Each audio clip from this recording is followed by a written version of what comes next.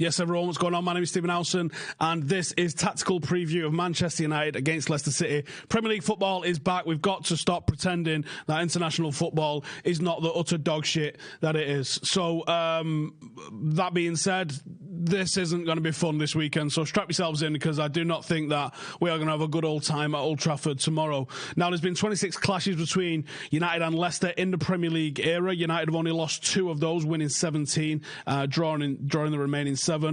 We're probably going to be without 3 of what has been regular starters so far for us this season. That's Wan Bissaka, Paul Pogba and Jesse Lingard. There's also a doubt over Tony Marshall, hence the "we might be fucked" title of this video, because you take Paul Pogba out of that midfield and it's bottom half of the Premier League level at best. You take him out of that midfield and it's just not a very good midfield, is it? Let's be honest with ourselves. He didn't represent France this week in the qualifiers against Albania or Andorra. The ankle injury he's got looks to be significant. Looks like it's going to be one that might rumble on for a little bit. It was hoped that we might see Tony Marshall and Luke Shaw back into the team, but it looks like we might be without those. Both of them missed the outing against Southampton, and he suggested before that draw that they might return soon after the international break. So there's a couple of interesting facts here on this one. United have had 14 shots per game, which has raised from what we had under Jose Mourinho. We are now 6th in the league for that one. Shots from open play is 8.7, so it's gone up as well. We are 8th for that in the league.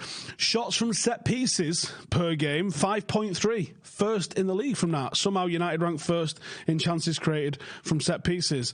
No Manchester United midfielder has scored this season. Wouldn't be putting money on it happening this weekend either. Now, I think, personally, the player to watch for United, the key man, if you like, for United this weekend is going to be Harry Maguire. And for more than the fact that he's playing against his old club, I think that this is a time that Harry Maguire has to step up. And yes, there's reasons playing his old club that you probably need him to step up. One of those being that he probably knows how to deal with Jamie Vardy. I haven't looked at the comments. I'm sure they're horrendous, because I panned him on the Full-Time Devils preview, Jamie Vardy. You've got someone like James Maddison, who creates the second most chances behind Lionel Messi in European football. That's why Jamie Vardy's scoring goals. The midfield of Leicester, significantly better than the midfield of Manchester United. You put Tony Marshall or Marcus Rashford in that Leicester team, they outscored Jamie Vardy. He's got good movement, he's got a good instinct for goal, but he's not that great. Now, yes, he's scored a consistent amount of goals, so did Peter Crouch.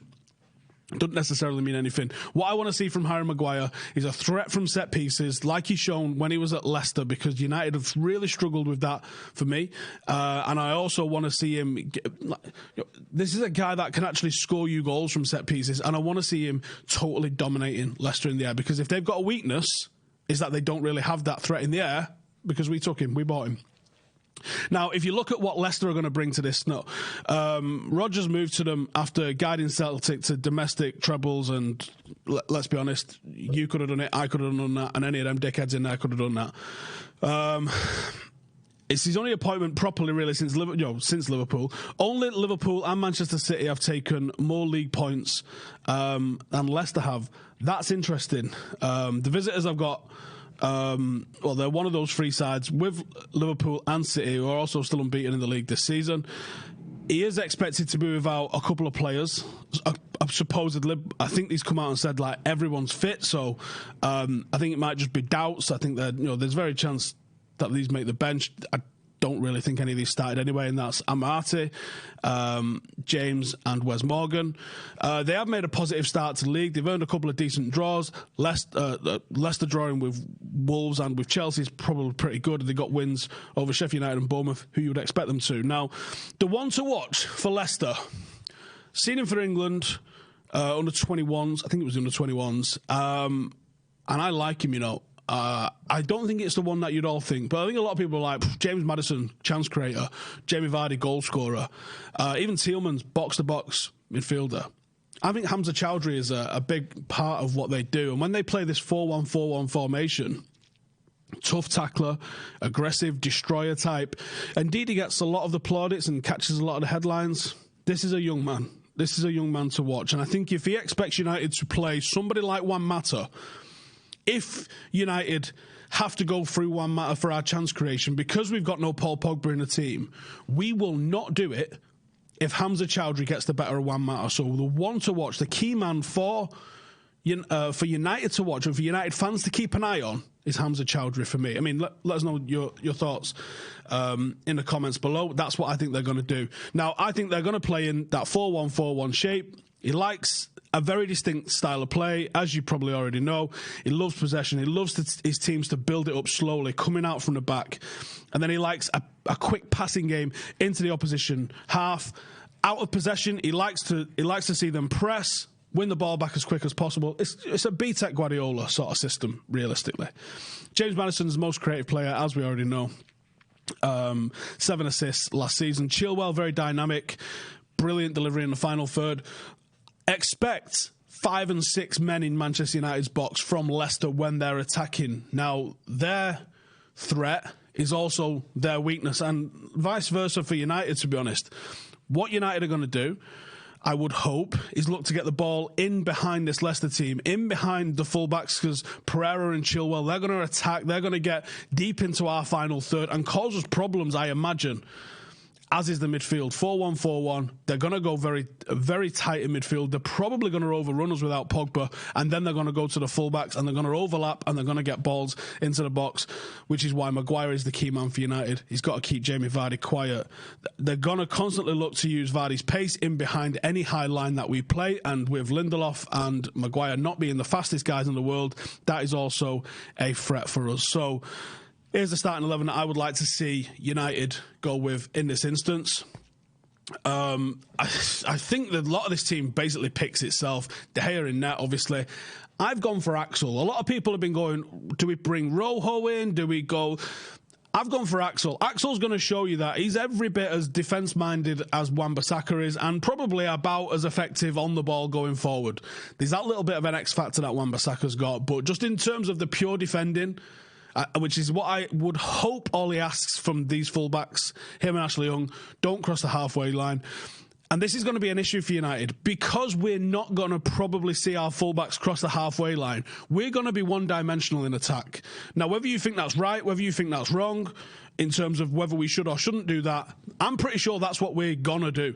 So you can't expect Axel Tuanzebe to be dancing around in the final third like, you know, the most attacking fullback the world's ever seen. And you can't expect Ashley Young to provide anything in the final third unless you're going to weaken him defensively, because he can't do both aspects of the job.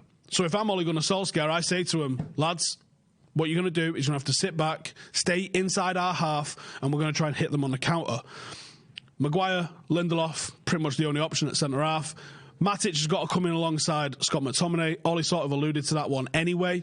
Now, my issue with this is if we're going to be trying to find balls into the final third, balls into the channels, I don't have the confidence in Matic and McTominay to find those balls. I just don't.